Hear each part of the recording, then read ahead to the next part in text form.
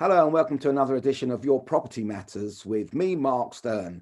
And today I am joined by my guest, Carl Brignell from Elite Conveyancing. I've known Carl now for a couple of years, and we're going to just talk about the legal side of buying and selling properties.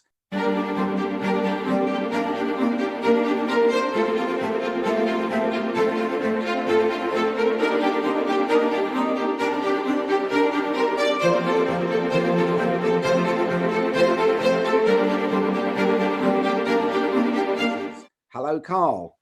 Hey, Mark. How you doing? Yes, I'm good. I'm good, thank you. Just let you all know we're both recovering right now from COVID. We're out of the serious stages, so our voices don't always sound quite as shaky as they are. And no, we didn't lose our hair through COVID. So I think just tell us a little bit about what you do, Carl, and who are Elite. Elite's been going for 6 years now. I've been going for a lot longer, as you can see.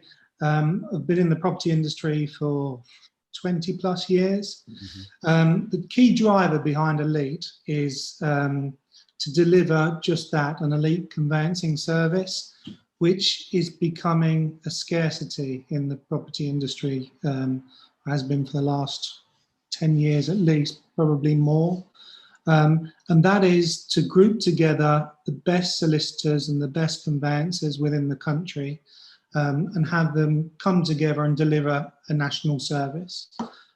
You get pockets, you get individuals that are delivering great service locally all around the country, but the purpose of Elite is to bring them all together so we can fight against arguably the bigger boys, and we can compete on a national level. Okay, that's great, and I personally have been using your services now for a few years and find that the solicitors that you recommend deliver the goods completely.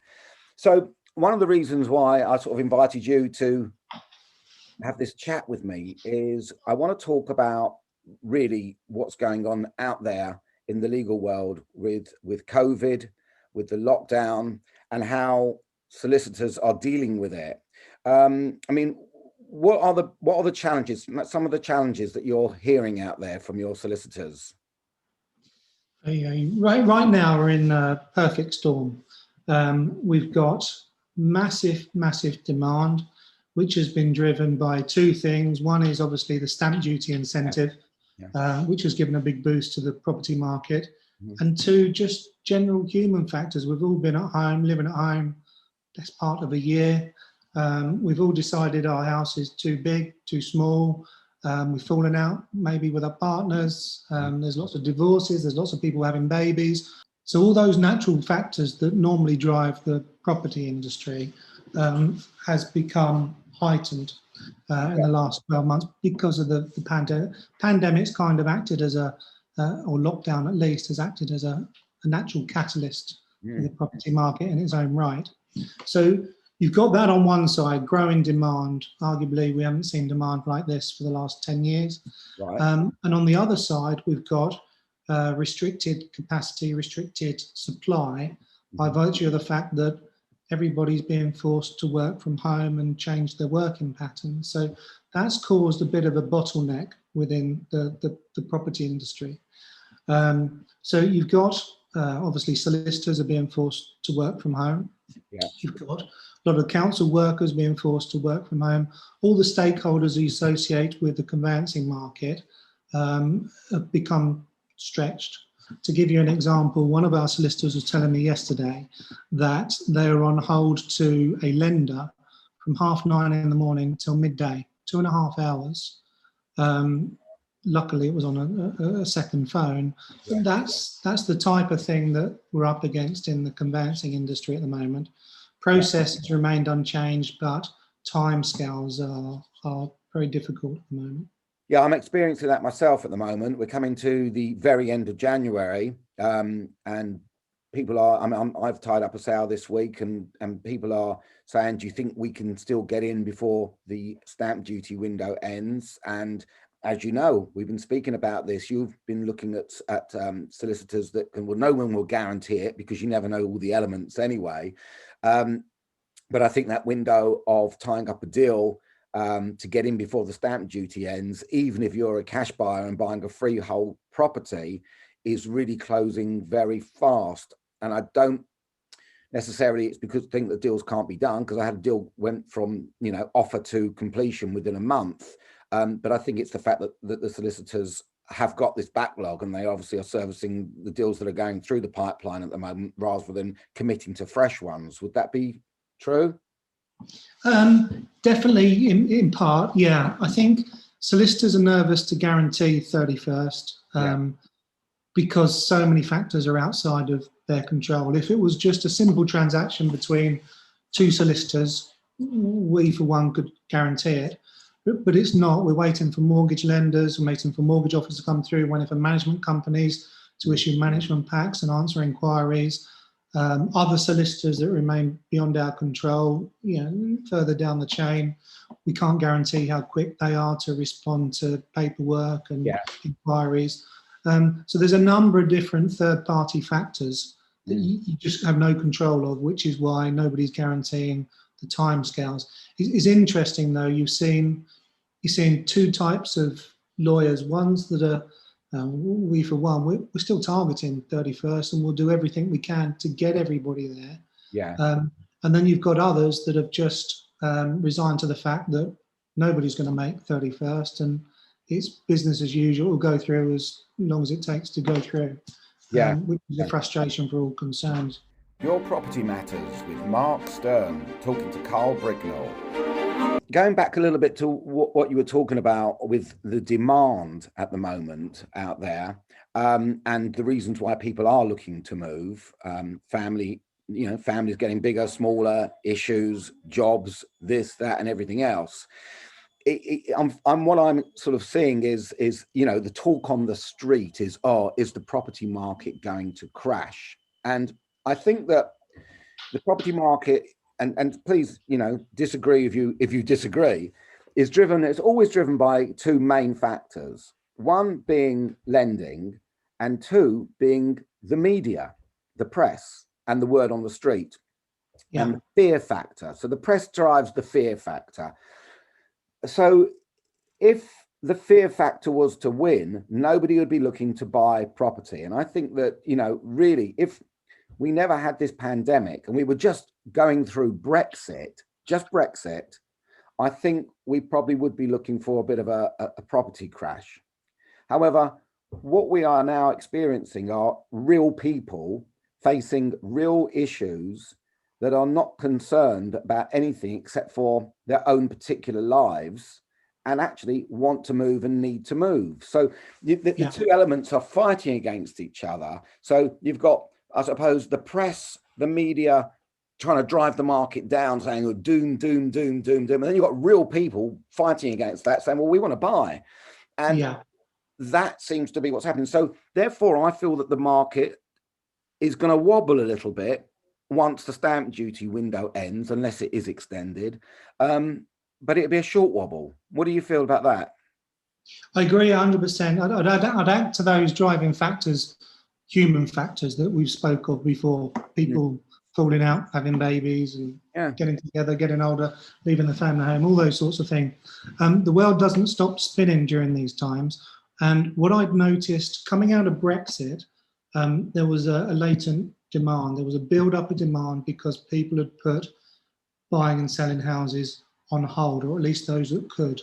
Yeah. So there was a natural build-up, and having now got or nearly through Brexit, that demand was due to hit the market.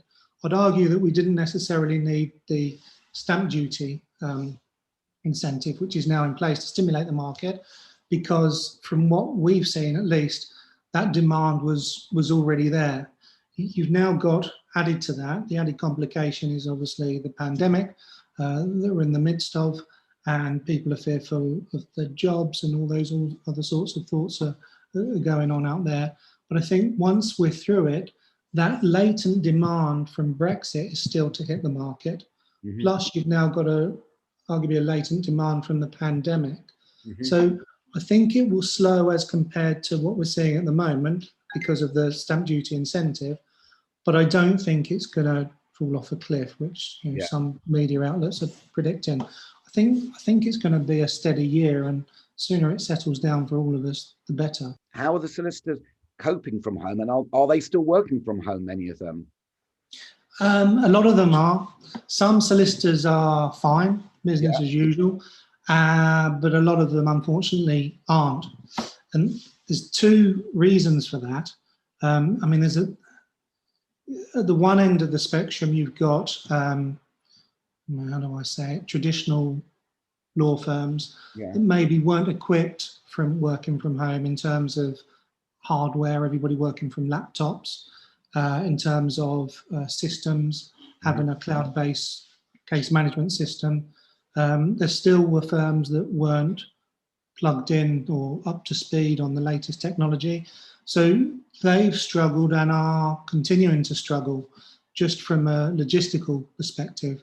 You know, the 30-year post-qualified solicitor that used to having two secretaries doing all the administration for him or her is now working from home and struggling. That's causing a bottleneck because the administration is then being, pinged over to a remote working secretary, and everything taking a lot longer.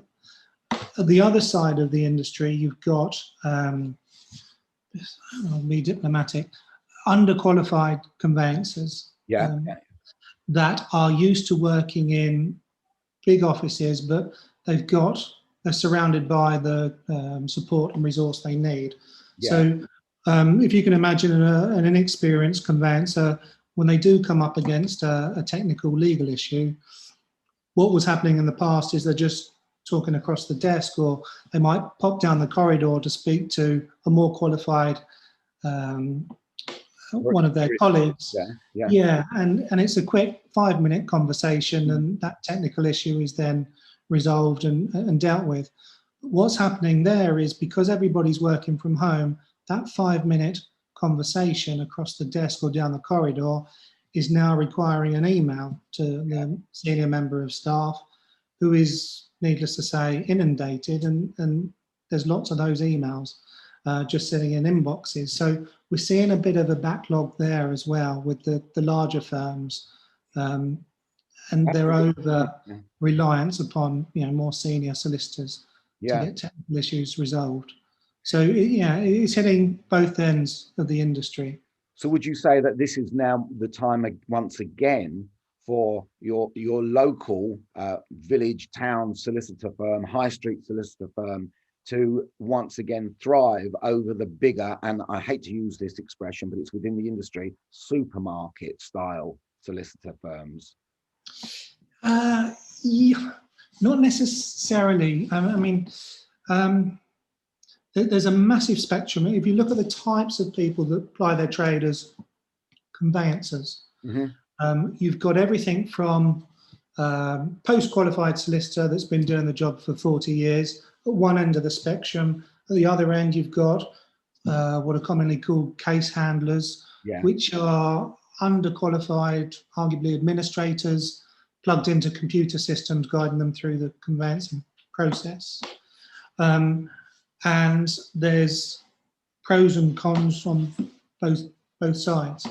There is a misconception that local are best. I would say local, generally speaking, completely generalising, tend to be the qualified ones and the ones that more often than not know what they're doing and sort out the technical issues. But just because they're on your doorstep doesn't necessarily mean they're the best choice for the client. I know some fantastically clever technical lawyers that I would never introduce to a client because they just don't have that empathy or be able to take them through the journey and give them the human touch that's needed in conveyancing. We often joke with our estate agents and our clients. They ask what our criteria is, and our answer is, well, we always look for qualified lawyers that still have a personality. It sounds awful, but it's such a rare combination to have a technical, capable lawyer that still has empathy for the journey that client's on. To be honest with you, it's only just been recently that these old school conveyancers are allowing people not to come into their offices to verify their identity. This was obviously, you know, before COVID came about. There was still, every so often, you'd still speak to one or two and they say, no, they have to physically come into the office. But then there's others that can do it, you know, from the other side of the country within a second. Yeah. So what's your view on that? What's that all about? There's a misconception. I often talk about my mum, because it's my mum's generation that still thinks. In fact, she used a solicitor about 20 years ago. If you ask her if she has her own solicitor, she'll tell you yes, because she used this firm 20 years ago and thinks they'll still remember her in the same way that the doctor's surgery would. But that's simply not the case. And my mum's generation will tend to opt for local solicitors and go local because they think they have to. But you're absolutely right. Technology's moved on now to such an extent that you don't necessarily need to be dealing with local solicitors. And even if you did employ a local solicitor to where you live, generally speaking, they won't sit down and see you face to face. Some still will. But generally speaking, it's still all done via email, and documents are sent out by the post or whatever app they happen to be employing. So arguably there's no real benefit to using local solicitors in this day and age. But choose your solicitor carefully. As you'll attest, a solicitor can make or break that journey for you. They can be the difference between you getting that property within 2 months and you still be waiting and pulling your hair out like us in 6 months' time. Yeah, exactly. So I would say you've got both sides, which we've alluded to. You've got your traditional solicitors and you've got what we'd call warehouse solicitors, or the larger players. Whoever you decide to, you've got to do your research. And I would say, at the very least, talk to the lawyer that's going to be looking after you through that journey. If they're not prepared to talk to you, or if they pass you over to a liaison team or whatever they call them these days, then you kind of get a taste for what you're in for. Right. So so thanks once again for joining me today, Carl, from Elite Conveyancing. And if anybody wants to get in contact with you, what should they do? Just give the office a call. Give us a call on the below number. We've got a website, which is www.elite-conveyancing.com, or obviously they can get in touch with you. Yeah, and you can point them in our direction. Brilliant. Okay, well, look, I wish you a full recovery from COVID. Thanks, Mark. You're welcome. And it's good to see you getting stronger anyway. And I'll speak to you soon. And thank you very much.